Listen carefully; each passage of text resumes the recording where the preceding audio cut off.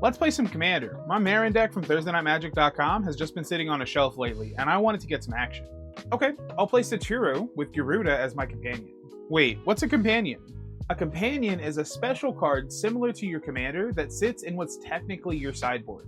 To have a companion, your deck must meet a specific deck building restriction that's written on the card itself. For Garuda, my deck can only contain cards with an even mana value. Originally, you could cast companions from the companion zone, but that was just a little bit too busted and broke basically every format ever.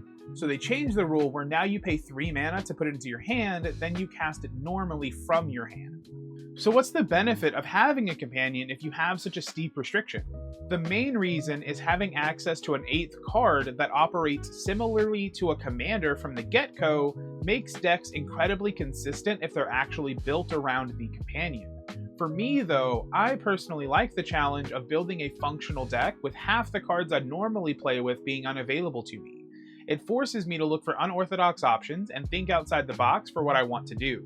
Satoru was designed to work with ninjutsu and plot cards, but thanks to Garuda, I realized that she also works with reanimation and blinking. So this deck is all about playing Garuda and blinking it for repeated reanimation value and card draw. And since it mills each player, there's also a very real chance I could mill out the table and possibly win the game that way. How do I stop the companion? That sounds super broken.